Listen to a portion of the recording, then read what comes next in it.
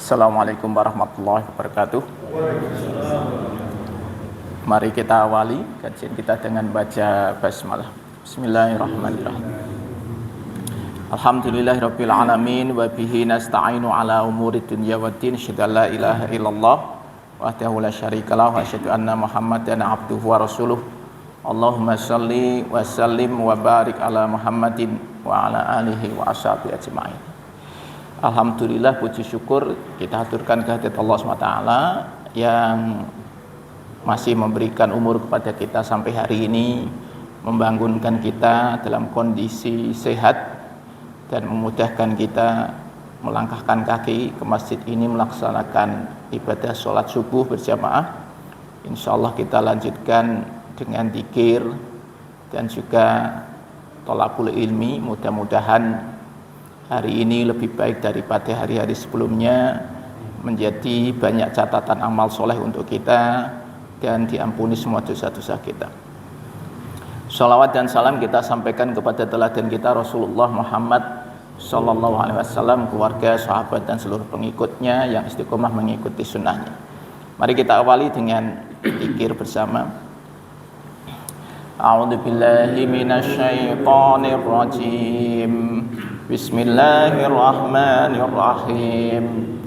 Allahu la ilaha illa huwal hayyul qayyum, la ta'khudhuhu sinatun wa la nawm, lahu ma fis samawati wa ma fil ard, man dzalladzi yashfa'u indahu illa bi'idnihi, ya'lamu ma baina aydihim wa ma khalfahum, wa la yuhituna bi syai'in min 'ilmihi illa bima syaa', wasi'a kursiyyuhu samawati wal ard, wa la ya'uduhu hifdhuhuma wa huwal 'aliyyul 'azim. Bismillahirrahmanirrahim. Qul huwallahu ahad, Allahus samad, lam yalid wa lam yulad wa lam yakul lahu kufuwan ahad. Bismillahirrahmanirrahim. Qul a'udzu birabbil falaq, min syarri ma khalaq, wa min syarri ghasiqin idza waqab, wa min syarrin naffasati fil 'uqad, wa min syarri hasidin idza hasad. Bismillahirrahmanirrahim.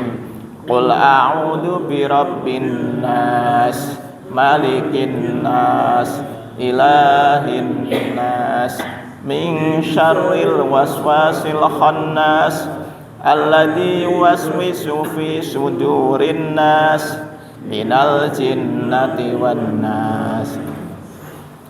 Asbahna wa asbahal mulku lillah, walhamdulillah, la ilaha illallah wahdahu la syarikalah, lahul mulku wa lahul hamdu wa huwa ala kulli syai'in qadir.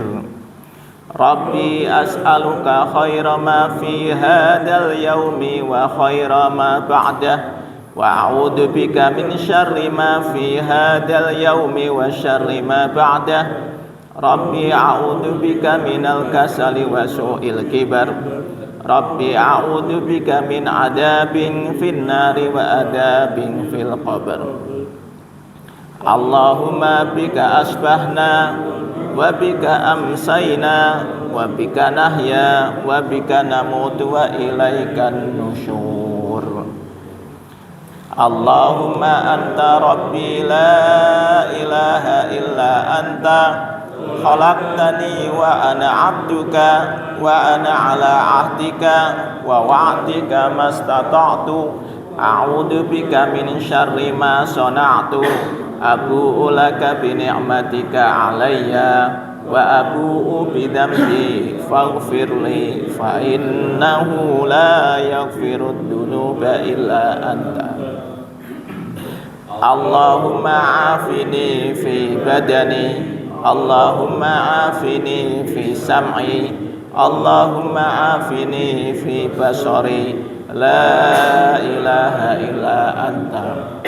Allahumma inni a'udzubika minal kufri wal faqr wa a'udzubika min adabil qabr. La ilaha illa anta. Allahumma inni as'alukal afwa wal afiyata fid dunya wal akhirah. Allahumma inni as'alukal afwa wal afiyata fi dini wa dunyaya wa ahli wa mali. Allahumma astur awrati wa amin rawati. Allahumma fatni min baini yadayya wa min khalfi wa an yamini wa an shimali wa min fawqi wa a'udzu bi 'azamatika an ughtala min tahti. Allahumma 'alimal ghaibi wasyahadati fatiras samawati wal ard rabba kulli syai'in wa malikah. Asyhadu an la ilaha illa anta a'udzu bika min syarri nafsi wa min syarri syaitani wa syirki wa an aqtarifa ala nafsi su'an aw ajurrahu ila muslim. Bismillahilladzi la yadurru ma'asmihi syai'un fil ardi wala fis samai wa huwas samiul alim.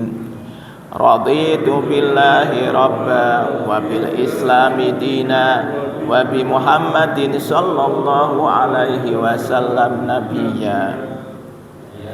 Ya hayyu ya qayyum bi rahmatika astaghis aslih li sya'ni kullahu wa la takilni ila nafsi tarfata ain. Asbahna ala fitratil islami wa ala kalimatil ikhlas wa ala dini nabiyyina Muhammadin sallallahu alaihi wasallam wa ala millati abina Ibrahim hanifan musliman wa ma kana minal musyrikin. La ilaha illallah wahdahu la syarikalah lahul mulku wa lahul hamdu wa huwa ala kulli syai'in qadir. Subhanallahi wa bihamdihi adada khalqihi wa ridha nafsihi wa zinata arsyihi wa midada kalimatihi. Allahumma inni as'aluka ilman nafi'a wa rizqan thayyiban wa amalan mutaqabbala. Subhanallahi wa bihamdihi astaghfirullah wa atubu ilaihi.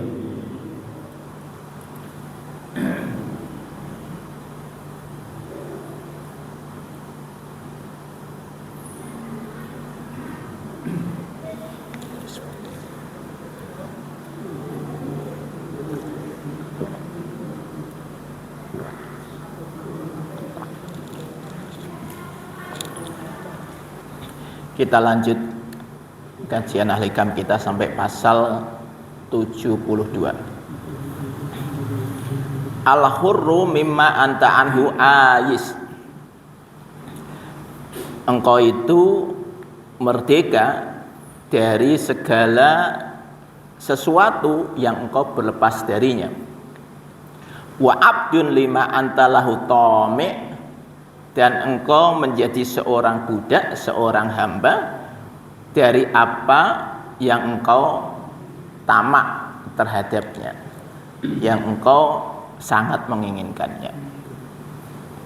Jadi pada dasarnya kita merdeka atau budak ini dalam konteks tidak dalam konteks hukum fikih. Jadi kalau kita ngomong siapa sih yang disebut sebagai budak? Budak adalah orang yang tidak merdeka karena dia seperti barang saja. Dia diperjualbelikan, itu budak. Dan ketika sudah dibeli oleh seseorang, maka dia seperti barang. Jadi dia difungsikan sebagai apa saja, ya terserah si pemilik barang, kira-kira begitu. Nah, ini konsep di sini kita bicara tentang orang merdeka itu adalah orang yang dia tidak terikat dengan sesuatu. Itu. Sementara kalau dia budak itu adalah ketika dia akhirnya mengikuti apa yang diinginkannya tadi. Contohnya apa? Contohnya ya saya kira banyak. Ketika seseorang menginginkan dunia, maka dia berupaya untuk mendapatkannya dengan segala cara. Maka itulah dia diperbudak oleh apa yang diinginkannya. Ya, misalnya kalau ini kalau cerita ada 2 orang anak. Satu anak ini misalnya di sekolah gitu ya, bawa bekal masing-masing.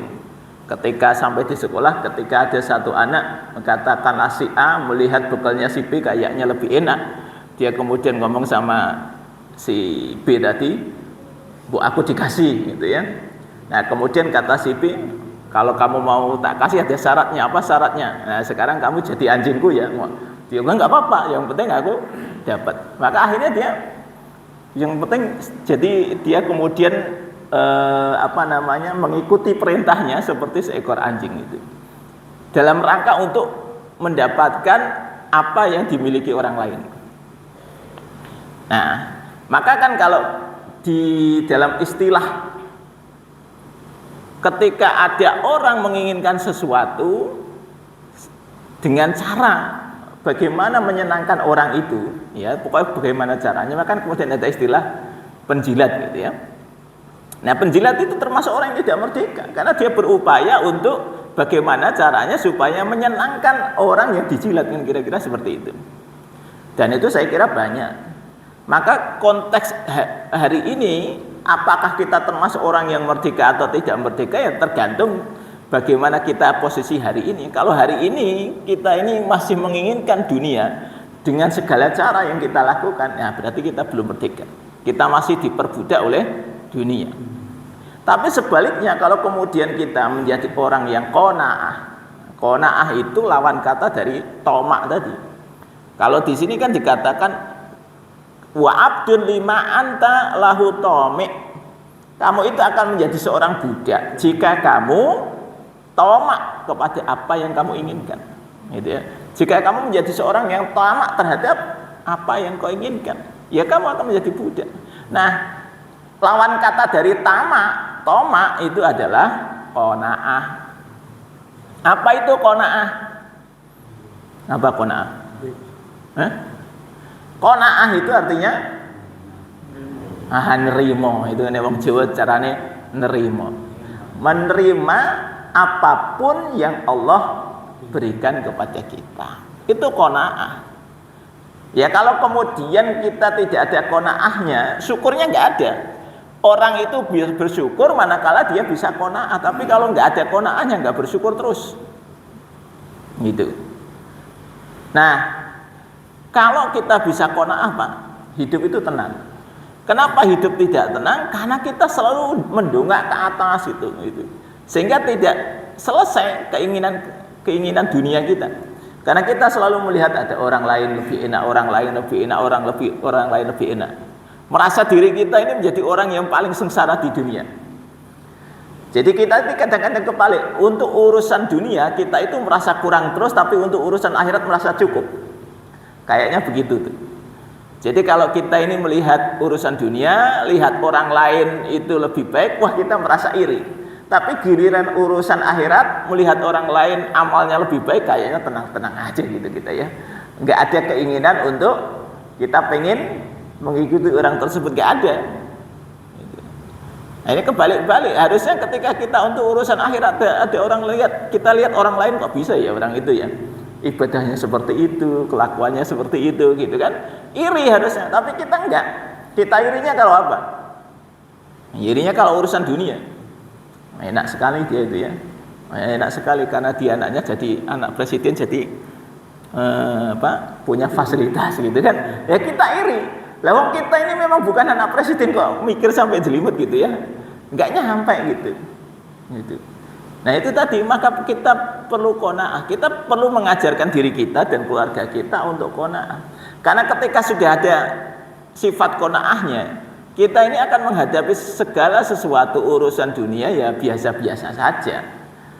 Tapi kalau tidak, Pak, bayangkan akhirnya kita ini ada sebuah konsep yang akhirnya seakan-akan kita benarkan. Misalnya gini, kalau kita ingin menggapai sesuatu, maka kita mesti bekerja keras, gitu ya. Kita harus kerja keras. Kalau nggak kerja keras, maka tidak akan tercapai. Maka jangan heran ada orang yang karena dia punya cita-cita, saya pengen karena saya masih punya kebutuhan A, B, C, D, E, maka bagaimana cara untuk mendapatkannya? Dia kerja dari pagi, misalnya dia kerja dari pagi sampai sore di sebuah perusahaan atau sebuah instansi. Nanti setelah itu dia nyambi lagi, gitu kan, sampai malam, gitu. Ada nggak ketemu orang gitu nggak? Ya kan? Kasihan nggak Pak? Jadi hidupnya itu diperbudak oleh dunia, capek. Sementara dia tidak bisa menikmati apa yang didapatkannya. Saya kalau nonton itu ya, ada artis itu kan kayaknya kaya raya Pak ya. Kira-kira pengen nggak gitu kalau jenengan lihat artis itu kayaknya kaya raya gitu? Gitu. Kayaknya kan enak tuh, masih muda, duitnya banyak, rumahnya mewah, mobilnya mewah-mewah. Kira-kira jenengan kalau jadi mereka menikmati atau tidak? Justru kalau kita bisa melihat mereka, kasihan mereka itu. Mereka dalam rangka punya cita-cita tadi, karena sebenarnya kan apa sih yang mereka bangun? Yang mereka bangun adalah sebuah branding, personal branding, bahwa mereka ini memang orang yang dalam status sosialnya itu di situ. Maka dalam rangka itu apa yang dilakukan? Nah, kalau misalnya dia artis sinetron, dia akan nyari job yang pokoknya setiap hari syuting, terus itu apa namanya itu ya? Yang sinetron kejar tayang itu setiap hari itu apa namanya itu? Stripping. Nah, gitu ya. Itu dia terus itu. Bisa jenengan bayangkan enggak sih Pak, kalau kemudian dapat job ini tadi stripping setiap hari. Saya yakin dia tidak bisa menikmati apa yang dia dapatkan. Dapat duit banyak iya, tapi dia mau liburan saja nggak bisa. Kan itu ada yang sinetron sampai sekian ribu episode gitu ya. Nah, itu membayangkannya kan, kebayang nggak itu berarti setiap hari kalau 1 tahun itu 360-an lah ya, 360 episode. Nah ini aja sinetron yang sampai 3000 episode. Itu dia nongol terus setiap hari. Berarti kira-kira 10 tahun. Nah 10 tahun itu kira-kira Pak, dia menikmati hidupnya enggak? Perannya marah terus, wah stres lagi ya, perannya marah terus gitu. Coba bayangkan, duitnya banyak sih, mau stripping setiap ya, katakanlah setiap episode dia dapat 50 juta kali, wah 1 bulan berarti berapa duitnya, sekian miliar kan gitu kesannya kan. Tapi menikmati uangnya tidak. Jadi dia ini diperbudak oleh keinginan dia mendapatkan status sosial ini. Dia beli mobil mewah banyak, mobil mewahnya banyak tuh, gitu kan. Pertanyaannya, mobil mewah yang banyak tadi itu kira-kira apa dinggo kabeh?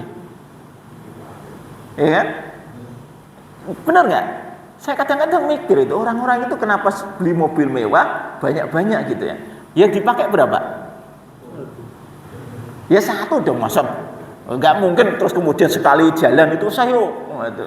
Karena saya membayangkan kemudian kayak Korun ya. Korun itu kan sekali jalan semuanya dibawa semua. Itu pengen menunjukkan status sosial gitu kan. Bangga bahwa dia punya kekayaan yang banyak. Tapi saya yakin ini mereka yang kemudian tadi memiliki mobil yang banyak, ya yang jalan ya cuma 1 pada saat yang dibutuhkan. Kecuali Anda pengusaha bis, punya bis banyak, keluar semua gitu ya.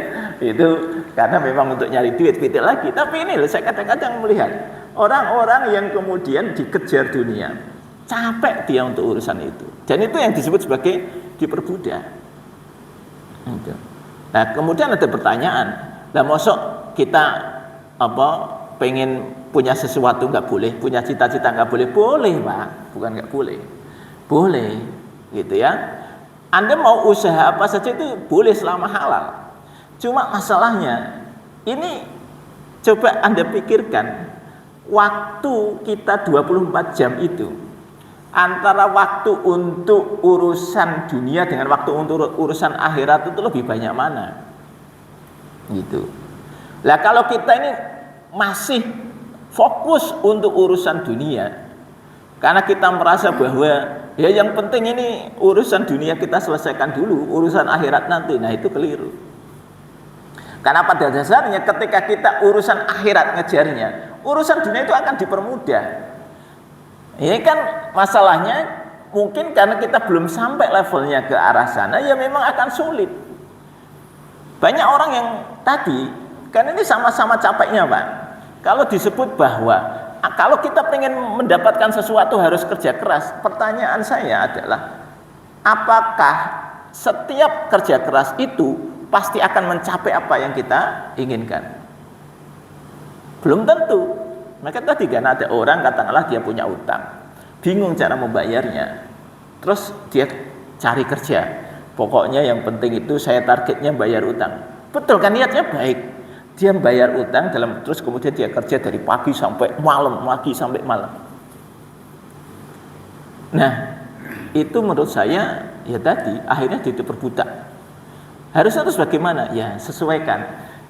Tubuh kita punya hak. Oh gitu ya.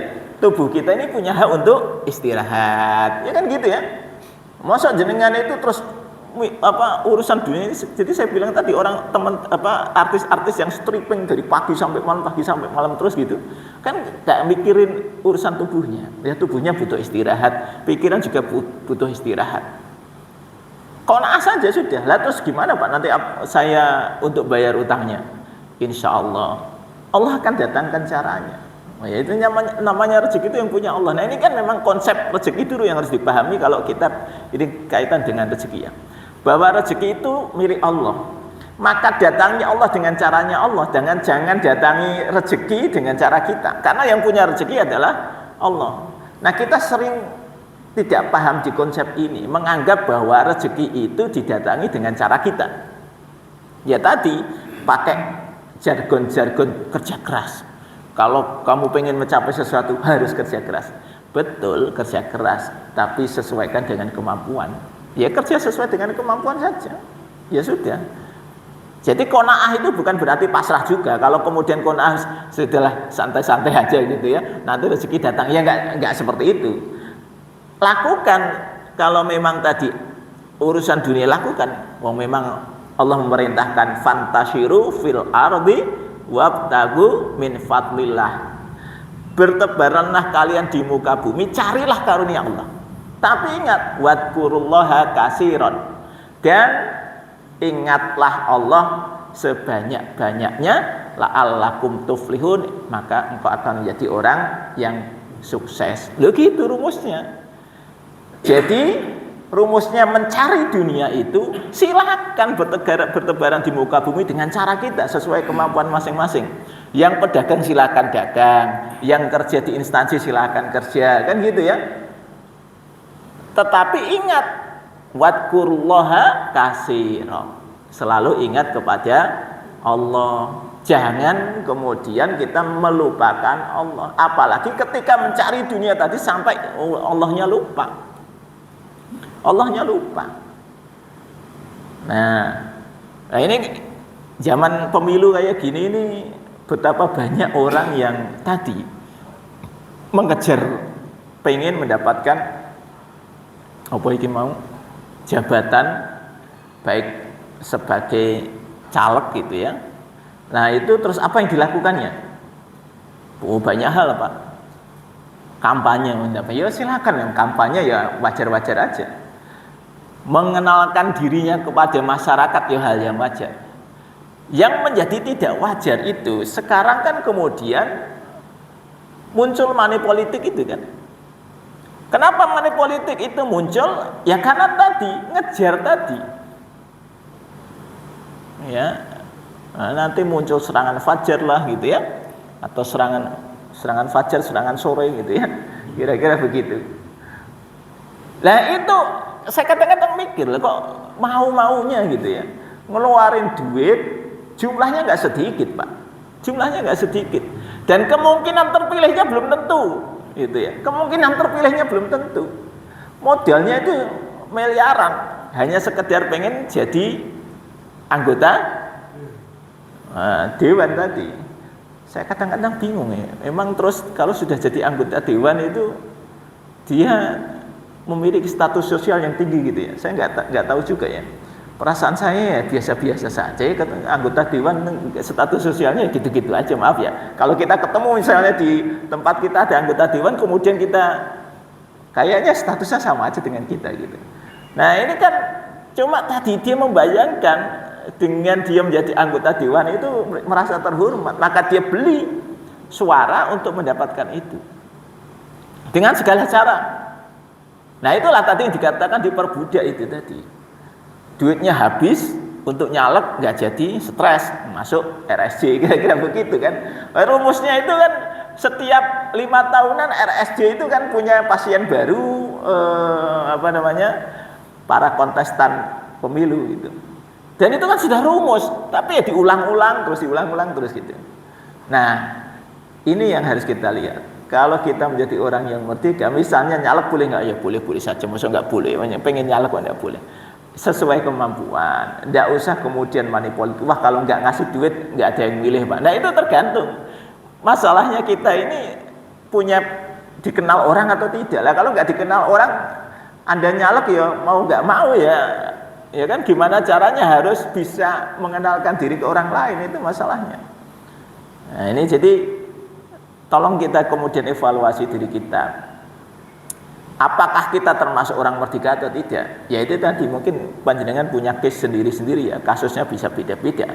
Ada orang yang memang santai-santai hidupnya gitu. Kok duitnya banyak loh? Kan pengennya begitu. Nggak ngapa-ngapain duitnya banyak. Pengennya gitu ya, tapi kan memang tadi sunatullahnya harus ada ikhtiarnya. Ya tadi ikhtiar itu ada ikhtiar bumi, ada ikhtiar langit itu. Tolong dikombinasikan antara ikhtiar bumi, ikhtiar langit. Lah kita itu pengennya ikhtiar bumi toh, ikhtiar langitnya enggak usah. Ya sementara tadi yang punya rezeki itu Allah. Tolong kita coba pahami itu ya, ikhtiar langit yang sudah kita lakukan itu apa? Wong pengen dapat rezeki banyak kok nggak deketi Allah, itu bagi saya keliru. Ya kan? Keliru. Kita ini sering punya masalah, tapi ketika punya masalah yang kita pikirkan bagaimana cara menyelesaikan masalah, tidak bagaimana kita datangi Allah yang bisa menyelesaikan masalah. Iya, tolong logikanya kita coba benerin ya.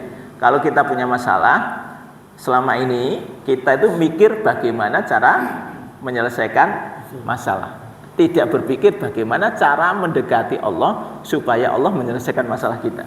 Padahal kan yang bisa menyelesaikan masalah kita siapa? Ya Allah. Gitu. Akhirnya dengan cara kita itu kita diperbudak, Pak.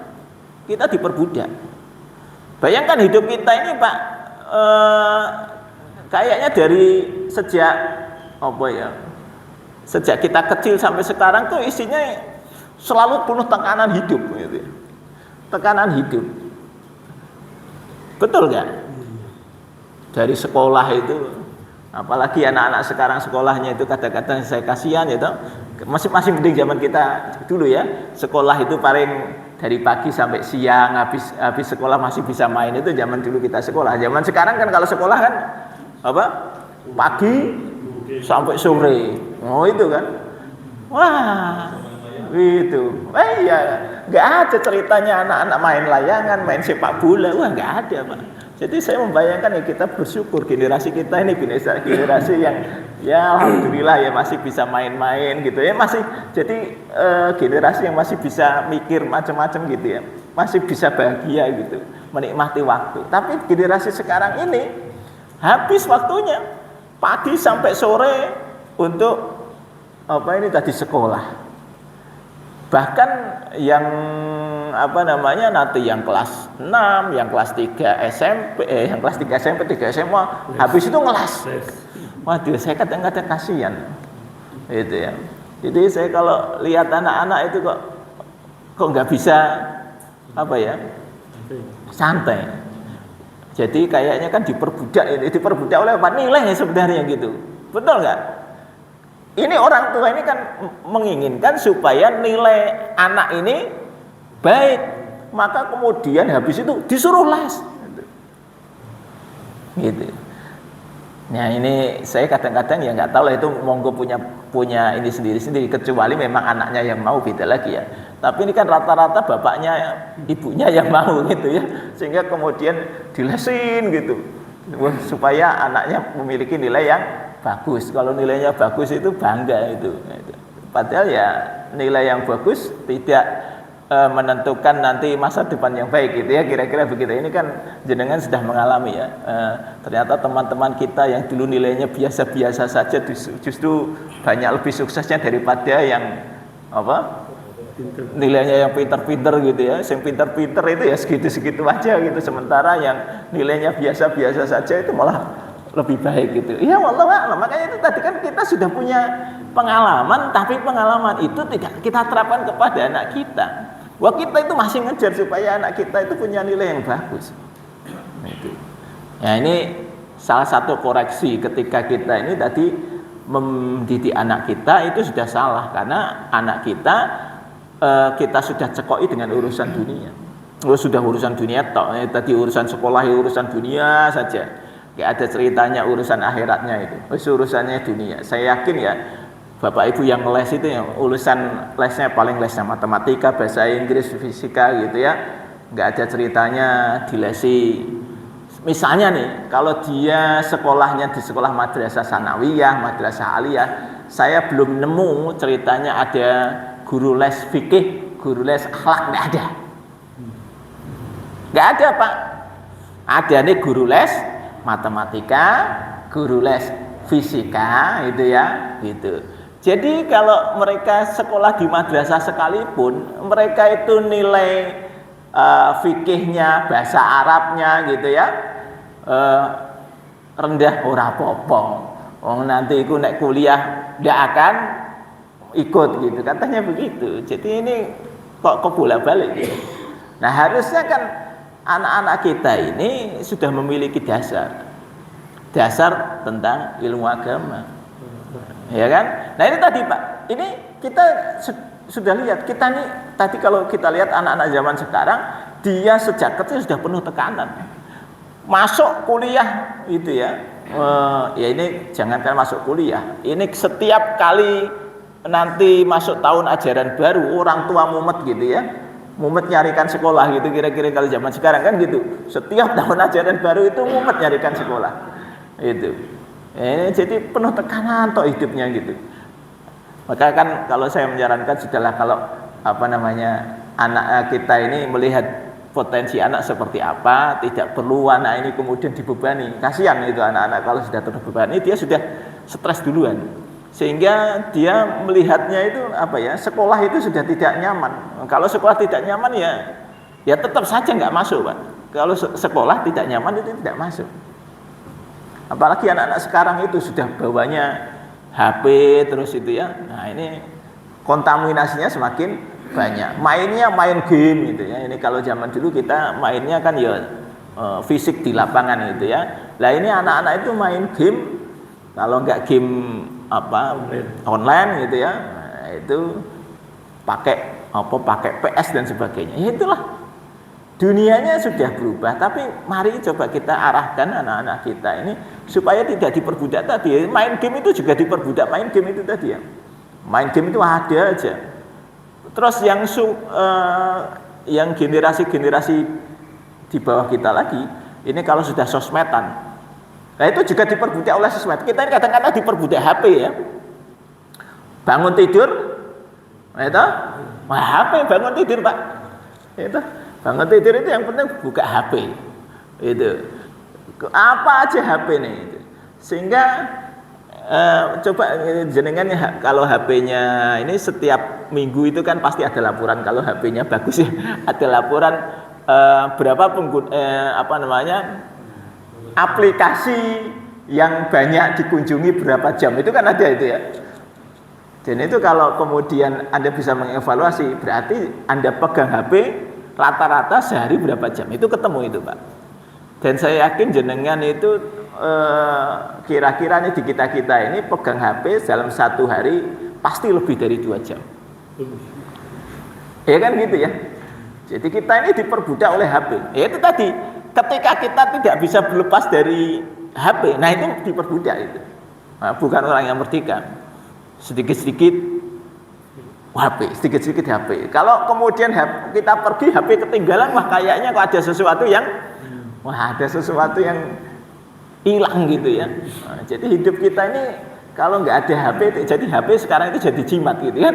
Kalau jimat itu kan kalau nggak ada itu kayaknya kan, wah ini ada sesuatu yang kurang. Kita juga sama. Begitu nggak bawa HP itu rasanya, wah ini repot nih urusan kita gitu kan. Nggak ada HP itu urusan jadi repot. Nah ini salah satu contoh zaman sekarang itu pergeseran dunia, salah satunya ini ada HP. Sehingga kemudian kita pegang HP. Padahal dulu nggak pegang HP nggak ada masalah. Ya nggak ada masalah zaman dulu ya toh. Nggak ada masalah nggak pegang HP. Tapi ya kalau zaman sekarang nggak pegang HP kayaknya kok hidup ini menjadi hambar gitu ya. Nah berikutnya, ini ketika terus bertambah umur itu, keinginan dunia itu ya bertambah. Ini yang aneh tuh. Umur semakin bertambah, bukannya keinginan dunianya berkurang, tapi keinginan dunia semakin bertambah. Jenengan itu semakin tua, itu pikirannya tengkene semakin macam-macam. Kalau anak sekolah, pikirannya cuma sekolah aja Pak. Sekolah dan kesenangannya lah, paling gitu aja, paling apa hobinya apa, selesai. Tapi begitu nanti ini masuk ke dunia kerja, anak-anak mulai masuk ke dunia kerja, itu pikirannya sudah macam-macam nih.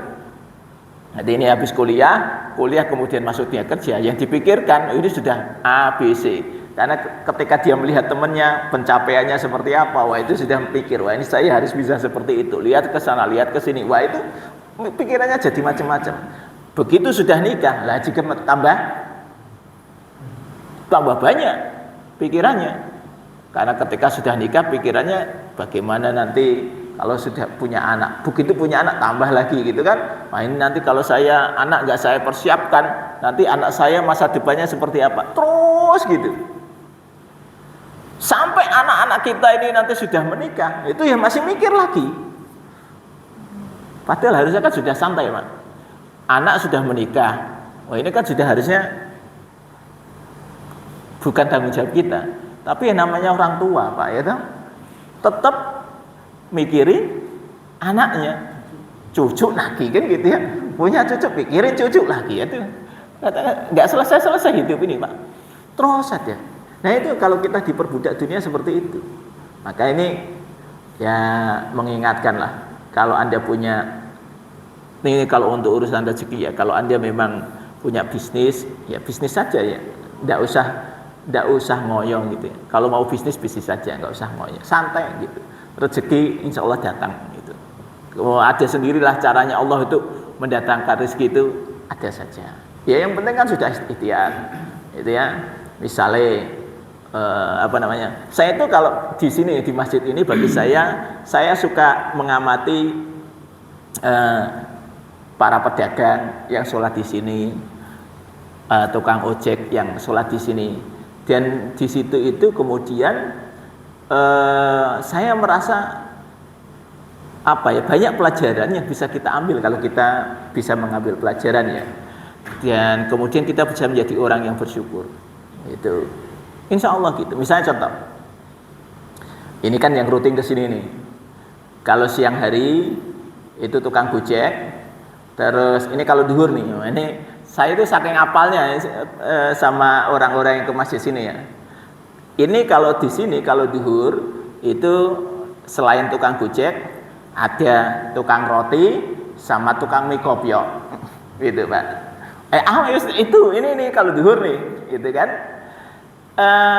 Dan bagi saya nih Pak, tukang mie kopiok itu pasti tukang mie kopiok dan tukang roti pasti dia duhur ke sini. Gitu. Padahal dia keliling gitu. Tapi dia memang sudah setting jamnya duhur, dia pasti ke sini. Nah, itu yang bagi saya itu luar biasa tuh. Padahal ini konsepnya kan beda dengan Pak Ajat tuh. Pak Ajat mah diem di rumah dapat duit ya toh. Ini Pak Ajat di rumah dapat duit ya kan? Nggak ngapa-ngapain tuh Pak Ajat, enak dapat duit gitu. Tapi beliau ini Pak, itu keliling saja belum tentu dapat duit. Tapi kan punya keyakinan, ya sudahlah saya keliling aja gitu. Pada saat dia keluar dari rumah tuh, gitu. Saya kan tuh kalau lihat ini misalnya contoh nih, kami kopiok itu kan dia ya bawa segitu. Terus nanti dia keliling itu kira-kira sudah pasti dapat duit nggak? Belum tentu. Dia itu keliling bawa motor berhenti ting ting ting ting, belum tentu ada yang beli, gitu ya. Tapi istiqomah itu nyatanya, ya gitu, ya istiqomah. Dan dia tahu saatnya sholat, ya berhenti sholat di masjid. Nah itu bagi saya luar biasa Pak. Orang-orang yang punya keyakinan seperti itu tadi, dia tidak diperbudak dunia, santai aja hidupnya gitu kan. Yang penting saya sudah menjalani ikhtiar, gitu ya. Tukang roti juga sama gitu. Nah, jadi saya kalau lihat itu rotinya berapa itu saya hitung gitu. Kadang-kadang saya hitung, maaf ya, saya bukan ngitung pengen tahu penghasilan orang, cuma kan saya hitung gini. Dia ini kira-kira sehari itu penghasilannya berapa sih? Jadi saya hitung rotinya itu ada berapa? Tak hitung, berarti ada 25 kali 20 ada 500 roti. Itu hitung-hitungan saya ya. Dia bawa 500 roti. Kalau kira-kira nih Pak, satu rotinya untung berapa tuh? Kira-kira jualan roti itu 500. Berarti, coba Anda bayangkan 500 kali 500 dapat duit berapa itu? Kalau laku semua. Kalau laku semua, itu kan berarti berapa 500 kali 500? 250.000. Kalau laku semua Pak. Pada prakteknya kira-kira laku semua enggak? Yo, teorinya yo mesti enggak ya. Teorinya lebih banyak enggaknya daripada 100.000. Ya, ya minimal 100.000 gitu ya. Nah itu tadi, dibanding ke tadi Pak Ajat diem aja tengok-tengok gitu, wah enteng itu bagi Pak Ajat 100.000 sehari Pak enteng. Pak Ajat nggak ngapa-ngapain loh, 100.000 dapat itu. Nah itu maksud saya Pak, lah kita itu nggak bersyukur kayak gitu-gitu itu. Lihat mereka itu yang capek keliling-keliling gitu ya, mereka ya dapatnya paling maksimal segitu. Belum tukang gojek gitu ya. Itu kalau saya lihat, terus kira-kira penghasilannya berapa Pak? Itu capek loh Pak, panas-panas gitu kan. Lah kalau kita bisa melihat itu, insya Allah kita ini menjadi orang yang syukur. Masalahnya kita lihatnya atas terus gitu kan. Kita lihat, wah ini lah, tapi saya belum punya ini, belum punya itu. Nah itu terus Pak. Itu tadi kalau kira-kira duhur, asar, ya asar masih hampir sama. Maghrib nanti beda. Maghrib ini nanti pedagang-pedagang di sini semua itu ke sini. Nah itu ya saya senang aja. Pedagang-pedagang itu saya membayangkan mereka buka warung, ya effortnya buka warung, usaha untuk buka warung itu ya capek Pak Deni ya kalau buka warung Pak Deni akhirnya nyerah itu. Itu Pak Deni nyerah, buka warung itu capek gitu kan. Bayangkan, saya membayangkan teman-teman yang buka warung tuh masak dari rumah, ya kan.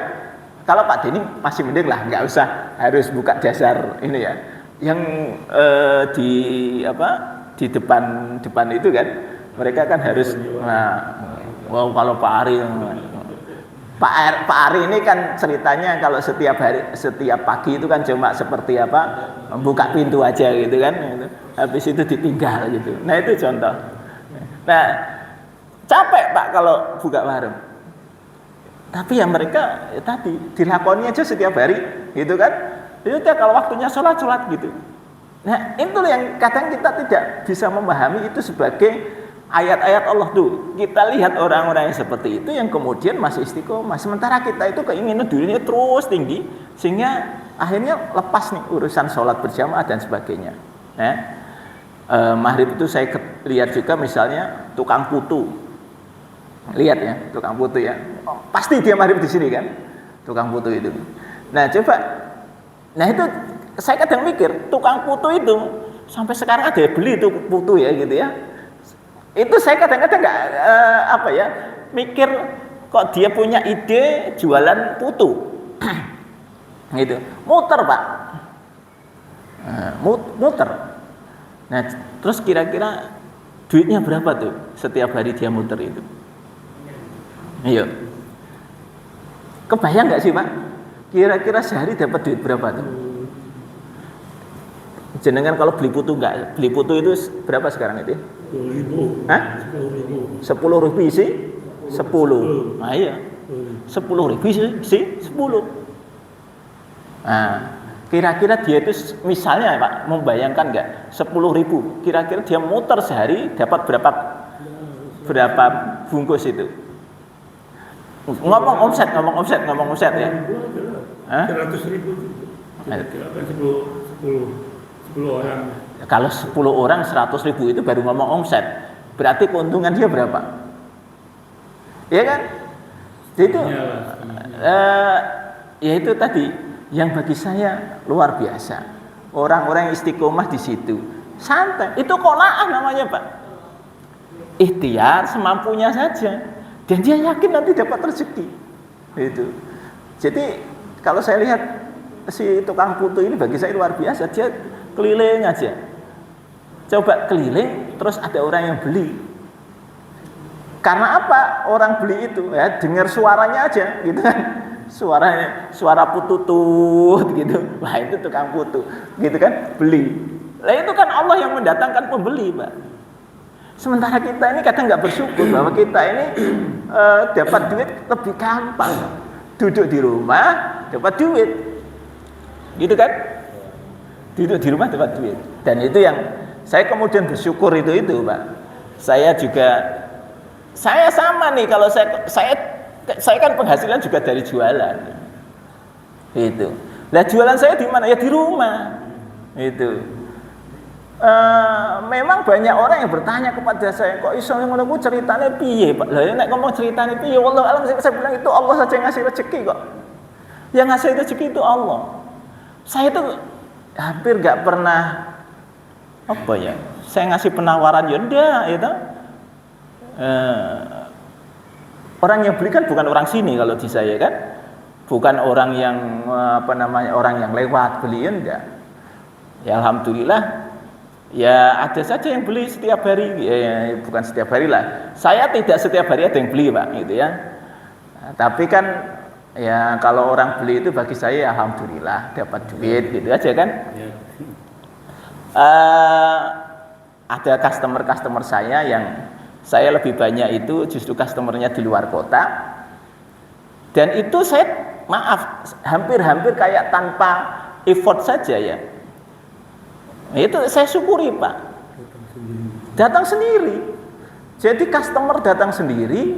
Saya juga tidak perlu capek-capek. Saya tinggal WA, Pak tolong besok dikirim barangnya ya gitu toh ya kan. Dikirim barangnya itu gak kemana-mana. Jadi dari situ saya bersyukur. Customer datang sendiri, barang juga pergi sendiri. Saya nggak perlu capek-capek ngangkat-ngangkat Pak. Oh kalau saya ngangkat-ngangkat wah sudah boyok saya. Gitu. Kecuali customer saya yang di Semarang itu. Saya pun di Semarang itu beberapa customer saya itu juga datang sendiri. Nah itu mesti banyak pertanyaan. Gitu caranya mendapatkan customer gimana? Wah ini susah ini. Saya kalau menerangkan ini susah. Karena yang mendatangkan itu Allah. Saya bilang gitu. Wah ini angel Pak. Caranya piye Gusti Allah mendatang. Ya kenyataannya begitu. Wong saya tidak pernah menawarkan. Tiba-tiba itu saya di WA. Pak, barang ini ada gitu. Bisa dikirim bisa, tapi jumlahnya harus sekian. Loh gitu kan, Pak. Tadinya mau beli sekian, jadi karena saya minta minimal ordernya sekian, mau. Lah kan gitu, siapa yang membolak-balikkan hati? Ya Allah saja. Gitu. Kalau saya ditanya kehebatan saya itu bukan orang customer service. Jadi bahasa saya pasti tidak enak gitu. Kan beda dengan customer service Pak, kalau jawab enak gitu. Kalau saya itu pasti jawabannya ya pendek-pendek gitu aja. Butuhnya apa? Ya saya layani gitu. Jadi memang kelemahan saya di situ. Tapi ya alhamdulillah ya namanya rezeki ya datang sendiri. Itu. Nah itu kalau sudah paham di konsep itu Pak, kita bisa bersyukur. Kenapa kita tidak bisa bersyukur? Ya karena kita punya ya kemarin kita bicara tentang angan-angan kan. Kita ini angan-angannya terlalu tinggi, ya kan? Sehingga ketika angan-angannya terlalu tinggi, ya sudah. nggak tercapai. Kalau nggak tercapai kita merasa diri kita gagal. Enggak ada gagalnya, Pak.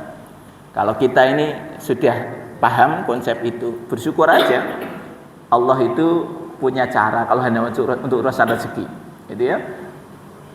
Misalnya, saya apa nih yang bisa saya lakukan? Biasanya orang-orang yang pengen usaha itu dia tanya, Pak, bagaimana cara memulai usaha? Mulailah dengan apa yang Anda punya, mulai dengan apa yang bisa Anda lakukan. Yang punya rezeki itu Allah. Ya sudah, dilakukan saja. Ya nanti akan ketemu tuh jalannya. Itu. Allah akan membimbing kita. Wah, saya punya ide begini, ya jalankan saja. Saya pengen jualan nasi, ya jalankan saja. Nah, perkara ternyata nanti nggak laku, ya berarti bukan itu rezekinya, gitu ya. Nah, rezekinya di jalan yang lain. Itu aja sudah. Nggak usah khawatir nanti ketemu. Nanti ketemu dari mana ini idenya itu Allah akan hadirkan. Oleh sebab itu, Bapak Ibu yang dirahmati Allah SWT, ketika hati kita ini masih ada keinginan dunia, angan-angan dunia yang masih besar, mari kita coba kurangi dengan cara bersyukur. Bersyukur itu akan bisa kita capai manakala kita qanaah. Qanaah itu apa tadi? Terima apa yang Allah berikan kepada kita. Ini datangnya dari Allah. Nah, itu saja. Senang aja dulu itu. Alhamdulillah. Tadi saya bilang tadi, kita mendapatkan pelajaran dari pedagang-pedagang yang sholat di sini. Mereka saja bisa, itu ya. Lah kok kita nggak bisa? Tetap melakukan aktivitasnya. Wayai sholat datang ke masjid. Wayai sholat datang ke masjid. Itu bisa kok. Masa kita nggak bisa? Kita insya Allah diberikan jauh lebih banyak kebaikan-kebaikan rezeki, maka harusnya kita datang ke Allah lebih banyak daripada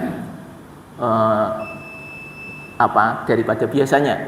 Kalau kita menjadi hamba yang bersyukur, itu ciri hamba yang bersyukur adalah ketika dia mampu menggunakan apa yang diberikan Allah untuk beribadah kepada Allah. Kalau kita belum mampu untuk itu, ya syukurnya syukur tapi masih kurang, gitu ya. Ketika Allah mengatakan wa ta'addana rabbukum la in syakartum la azidannakum wa la in kafartum inna adabi lasyadid. Kalau engkau bersyukur kepada Allah, maka Allah akan tambahkan nikmat kepada kalian, dan jika engkau kufur, maka sesungguhnya siksaku sangat pedih. Artinya ayat ini itu mengingatkan kita bahwa kenapa kok hidup kita itu semakin berat, gak bersyukur. Tadi siksa pedihnya di dunia, hidup itu merasa berat terus, ya kan? Tapi kalau kemudian Anda bersyukur, minimal itu sudah hati lapang. Kalau hati lapang itu nanti kemudian akan datang. Oke, demikian saya kira yang bisa kita bahas pada kesempatan hari ini. Kita tutup dengan kafaratul majlis. Subhanakallahumma wa bihamdika asyhadu an la ilaha illa anta astaghfiruka wa atubu ilaik. Assalamualaikum warahmatullahi wabarakatuh.